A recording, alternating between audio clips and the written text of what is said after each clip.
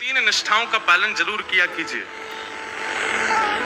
एक तो नाम जप निष्ठा, नाम जप जरूर करो। दूसरा तुलसी निष्ठा और तीसरा एकादशी निष्ठा।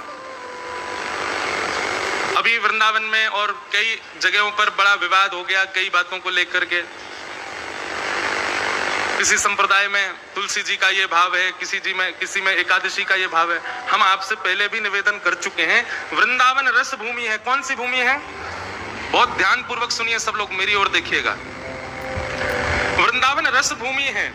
वृंदावन में रस की प्रधानता ज्यादा है। वहां कई बार नियमों का पालन प्रधान नहीं होता है। और रस की भूमि का मतलब प्रेम की भूमि, और प्रेम जहां होता है वहां नियम टूटते ही हैं, नियम कई बार विपरीत होते ही हैं। इस बात को लोग समझ नहीं पा रहे हैं। पूरे भारत में वेदों की बातें प्रधान मानी जाती हैं, शास्त्रों की बातें प्रधान मानी जाती हैं, और उन्हीं के आधार पर ही व्यक्ति का नियम, साधक का नियम बनाया जाता है। पर वृंदावन प्रेमियों की भूमि है। वहां साधक नहीं होते, वहां साधु नहीं होते, वहां संत नहीं होते, वहां प्रेमी होते हैं। और प्रेमियों में कई जगह नियम नहीं होता। अभी तो आपको थोड़ा थोड़ा पता चल रहा है। वृंदावन की कई रस भीतियों की नीतियों की बात आप सुनेंगे तो आप कहेंगे ये भी होता है। अब बिहारी जी में आप सब लोग जाते हैं जन्माष्टमी के दिन। उस दिन ठाकुर जी का सुंदर उत्सव होता है। मंगला आरती जन्माष्टमी के दिन होती है बिहारी जी की। पर एक बात बिल्कुल स्पष्ट रूप से समझिएगा, हरिदास संप्रदाय में जन्माष्टमी नहीं मनाई जाती। वहां जन्माष्टमी के दिन आचार्य उत्सव मनाया जाता है। स्थान के हरिदास परंपरा के कोई आचार्य उसी दिन प्रकट हुए, उनका उत्सव प्रधान माना जाता है। वहां पर श्री कृष्ण जन्माष्टमी प्रधान नहीं है। आप कहोगे वृंदावन में बिहारी जी में ही कृष्ण जन्माष्टमी प्रधान नहीं है। अब आप हरिदास परंपरा में जाएंगे तो हरिदास परंपरा में स्पष्ट कहते हैं, सब लोग इधर देखो, बहुत ध्यान से सुनो, हमारे नित्य किशोर अजन्मा। हरिदास परंपरा का नियम क्या है कि हमारे ठाकुर जी अजन्मा हैं, उनका कभी जन्म ही नहीं होता। आप कहो तो फिर कृष्ण जन्माष्टमी ये सब क्या है? बोले जो लोग ठाकुर जी को जानते नहीं उनको जनाने के लिए वही हमारे नित्य किशोर जन्म लेकर के उनके लिए आए, हमारे लिए तो अजन्मा ही है। अब इस रस भीति को आप नहीं समझ पाओगे, अलग ही है। हरिदास परंपरा में राधाष्टमी नहीं मनाई जाती।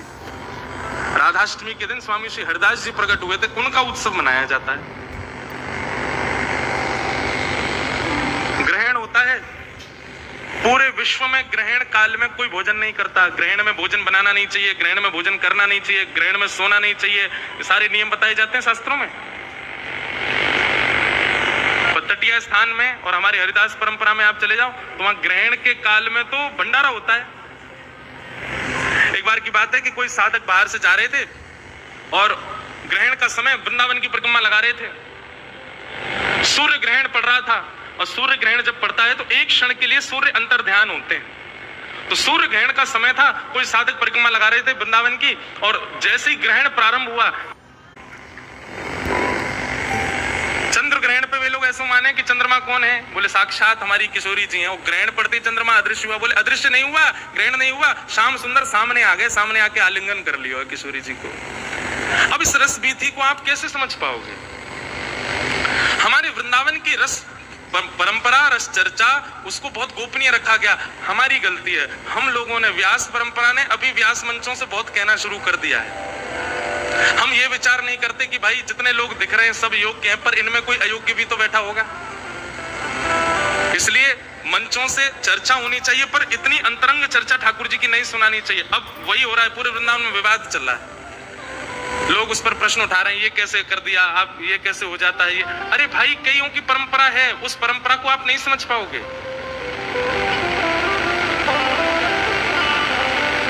अब हमारे वृंदावन में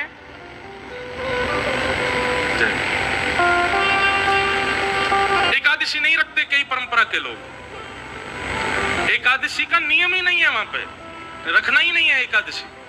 और हमारे शास्त्र कहते हैं कि एकादशी करनी चाहिए, एकादशी नहीं करो तो कितना घनघोर पाप लगता है। बहुत सावधानी से सुनो सब लोग। बोलो वृंदावन बिहारी लाल की। इधर देखो सब लोग, यहाँ देखो, 2 दिन और देख लो हैं, फिर कहीं देखियो।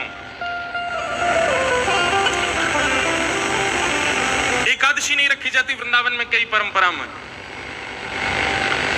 वहां एकादशी ना रखने का कारण क्या है? अब हमारे लिए एकादशी का नियम क्या है? इसका मतलब ये नहीं कि तुम भी छोड़ दो, तुम्हें तो फिर पाप लग जाएगा। ये उन परंपरा वालों को ये अधिकार है कि वो नहीं करें तो उनके लिए ठीक है, पर हमको तो रखनी चाहिए, हम तो वैष्णव है, हमको करना ही है।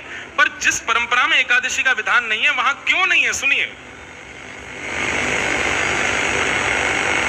उनके यहां ऐसी भावना है कि एकादशी में अन्न में पाप का निवास होता है, अन्न में पाप का निवास होता है एकादशी के दिन, इसलिए अन्न नहीं पाना चाहिए। लेकिन हमारे वृंदावन की रस परंपरा में ऐसा मानते हैं कि भाई कल ठाकुर जी को रात्रि में भोग लगा, भोग लगने से पहले अन्न था, पर ठाकुर जी के सन्मुख पधराने के बाद वो भोग हो गया। अब वही भोग आज हम उसको देख करके पीछे कर रहे हैं, बोले क्यों? आज तो एकादशी है, आज तो हम अन्न पाएंगे नहीं, तो भोगों का तो तिरस्कार हो जाएगा। उनकी भावना ऐसी है, रस परंपरा की भावना ऐसी है, कल जो भोग था आज एकादशी होने पर वो पाप कैसे हो सकता है? वो आज भी भोग ही है, इसलिए हम आज भी पाएंगे। इसलिए वहां की परंपरा में एकादशी नहीं है, जगन्नाथपुरी में एकादशी नहीं है, केवल जगन्नाथपुरी में एकादशी नहीं है। वहां एकादशी क्यों नहीं है? बोले भैया एकादशी उस अन्न को लगती है जो मानव बनाते हैं, पर जगन्नाथपुरी में तो रसोई घर की अधिष्ठात्री लक्ष्मी है, और लक्ष्मी यदि किसी अन्न को छू ले उसमें पाप कैसे आ जाएगा? आ ही नहीं सकता। इसलिए जगन्नाथपुरी में महाप्रसाद पाने में कोई दोष नहीं, बल्कि जगन्नाथपुरी में तो अदबद के चावल ही खवाए जाते हैं एकादशी के दिन। क्यों? क्योंकि लक्ष्मी बनाती है। वहां ऐसी भावना नहीं है कि वहां रसोई में कोई पुरुष भोजन बना रहा है या कोई पुरुष भोग सिद्ध कर रहा है। वहां की भावना ऐसी है कि जितने भी लोग रसोई घर में लगे जगन्नाथ जी के में, सब लक्ष्मी जी का अवतार है, सब लक्ष्मी जी के रूप में। इसलिए लक्ष्मी यदि अपने हाथ से कुछ बना रही है उसमें पाप कैसे रह सकता है?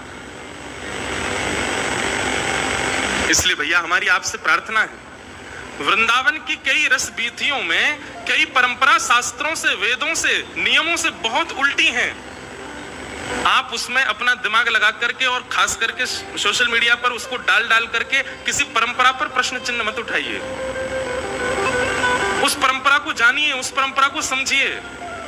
हम रामानुज वैष्णव परंपरा से हैं, पर पूज्य गुरुदेव भगवान की इतनी कृपा, संत जनों की इतनी कृपा, हम पंचायती हैं, हम सारी परंपराओं को पढ़ते हैं, सारी परंपराओं को मानते हैं, सबको वंदन करते हैं, सबकी कथा सुनाते हैं, सबके भाव को स्वीकार करते हैं और अपने तिलक वैष्णव स्वरूप, अपने गुरु मंत्र और अपनी परंपरा का निर्वहन करते हैं।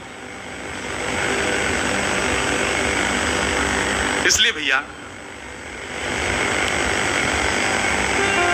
कई बार वृंदावन की रस बीथियों में, कई बार वृंदावन की रस चर्चाओं में शास्त्र और वेदों की बातों को जबरदस्ती लगाना जरूरी नहीं है।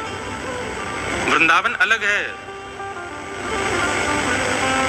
हाँ, आप किसी अन्य स्थान की बात करो, वहां पर जरूर शास्त्र सम्मत बात होगी, पर वृंदावन में नहीं। अब ऐसे तो नियम है, बिना घंटी घड़ियाल के ठाकुर जी की आरती होनी चाहिए। कभी बिहारी जी में होती है, घंटी नहीं बजती, घंटा ही नहीं बजते, कोई घड़ियाल नहीं बजते, शंख वंख कुछ नहीं बजाते वहां पे, केवल आरती घूमती है। क्यों? ने 100 लाला है, जोड़ते शंख बजा दियो, घंटी घड़ियाल बजा दी, डर जाएगा। या हमारे बिना घंटा घड़ियाल की ठाकुर जी की आरती हो जाती। पूरी दुनिया में ठाकुर जी ब्रह्म मुहूर्त में उठते हैं, बिहारी जी हमारे 8 बजे उठते हैं। क्यों? बोले ने 100 लाला है, आराम से उठेगो, सो के, इतनी जल्दी ना उठेगो। क्यों? ये प्रेम की बात है ना। जहां प्रेम और रस प्रधान होता है वहां पर शास्त्र आज्ञा गौड़ हो जाती है। इसका मतलब ये नहीं शास्त्र आज्ञा माननी नहीं है, पर जहां रस और प्रेम प्रधान है वहां वो चलेगी नहीं, वहां उस भाव को आप रख नहीं पाओगे। इसलिए भैया वृंदावन की कई परंपराओं में जो परंपरागत है उसको स्वीकार कीजिए, आप अपनी परंपरा का पालन करो। जलंधर से अमृतसर जाने के 4 तरीके हैं। ट्रेन से चले जाओ, बस से चले जाओ, पर्सनल गाड़ी से चले जाओ, बहुत ही पैसा आगे हो तो हेलीकॉप्टर से चले जाओ। साधन 4 हैं, पर पहुंचना तो सबको अमृतसर ही है ना। इसी प्रकार परंपराएं अलग अलग हैं, पर पहुंचना सबको ठाकुर जी के पास ही है। अब बस की परंपरा में जो चलने वाला है, गाड़ी वाला सोचे कि नहीं भाई बस में एसी क्यों नहीं चल रहा, गाड़ी तो हम कहीं भी रुक के कुछ भी खा लेते हैं, बस क्यों नहीं रुकती सब जगह? अरे भाई बस की अपनी परंपरा है, वो अपने तरीके से चलेगी, जहां रुकना है वहीं रुकेगी, जहां चलना है वहीं चलेगी, जहां से मुड़ना है वहीं मुड़ेगी। अब गाड़ी की तरह बस थोड़ी चल जाएगी। ऐसी परंपराएं भी अलग अलग हैं, परंपराओं के मार्ग और परंपराओं की गतियां भी अलग अलग हैं, उसको उसका सम्मान कीजिए, उस पर प्रश्न मत उठाओ।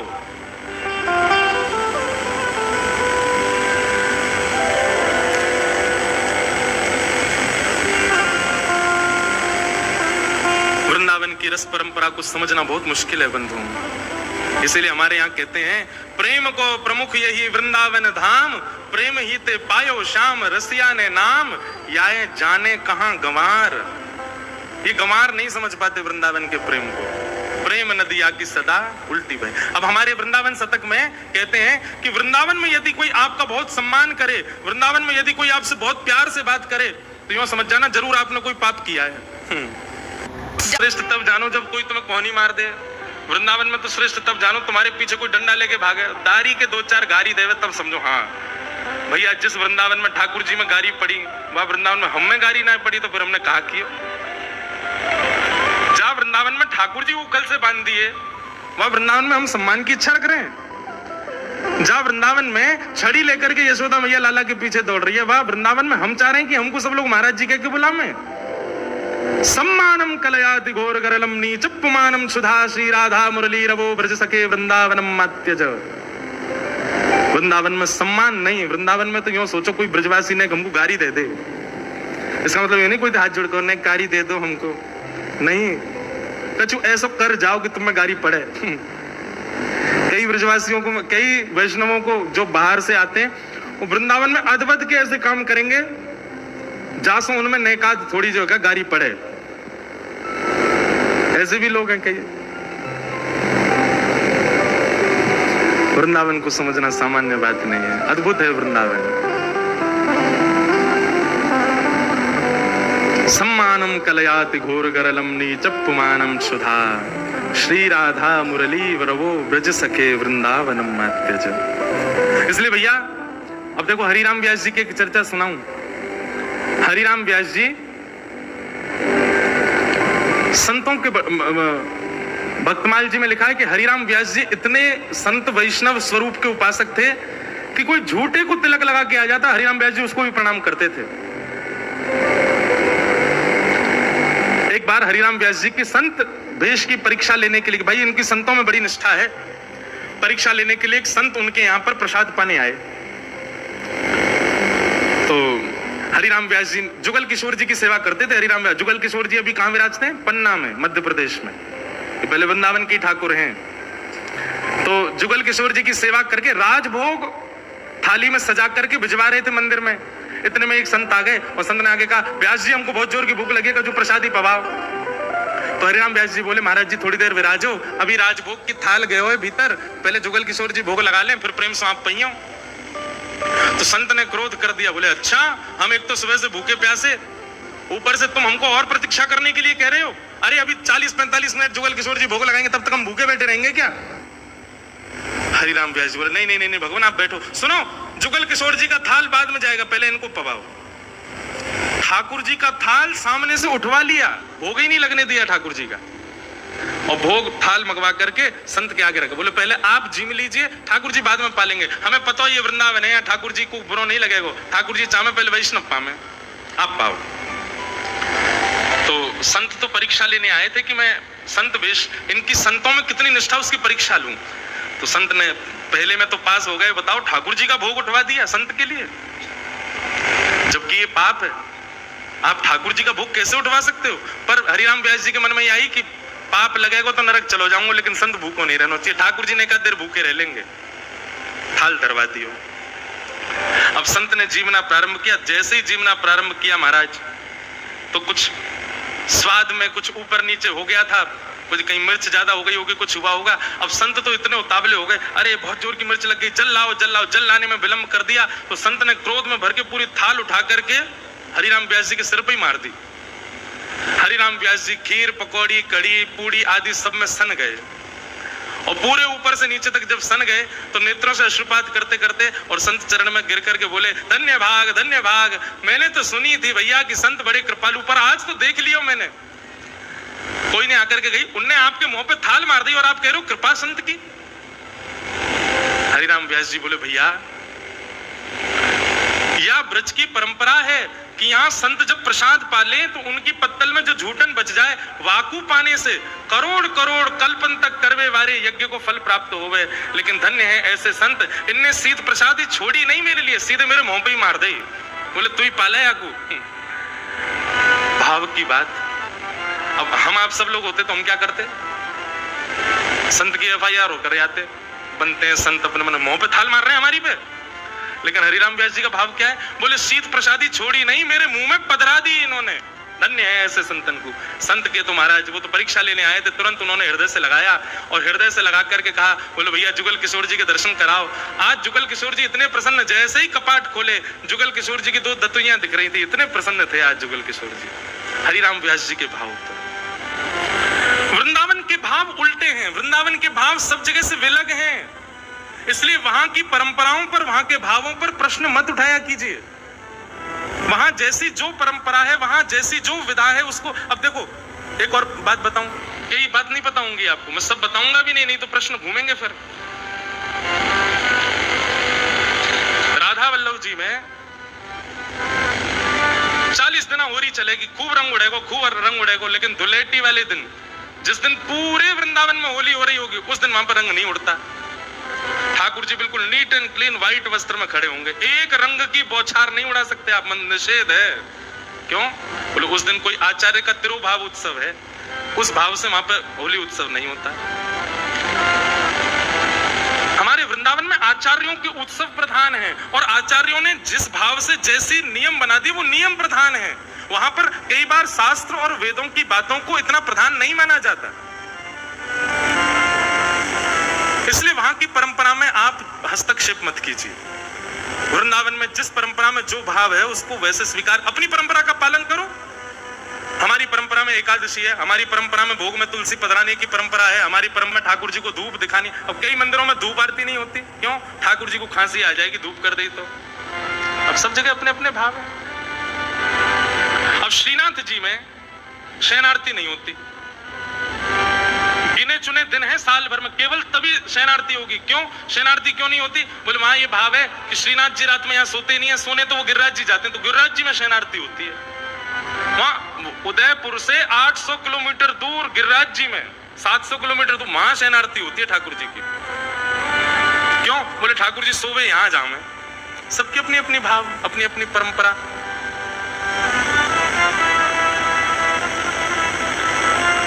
इसलिए भैया उनमें ज्यादा हस्तक्षेप मत करो। आजकल मुझे सुनाई दिया कुछ ऐसा कि किसी परंपरा पर सब लोग प्रश्न उठा रहे हैं, ऐसा कैसे हो गया, ये कैसे हो सकता है। अरे भैया ये वृंदावन है, वृंदावन प्रेम का प्रधान है, हम अपनी परंपरा का पालन करें, पर वहां की जो निज परंपरा वृंदावन की रस परंपरा है उस पर आप हस्तक्षेप मत करो। वहां है ऐसा तो वहां होने दीजिए।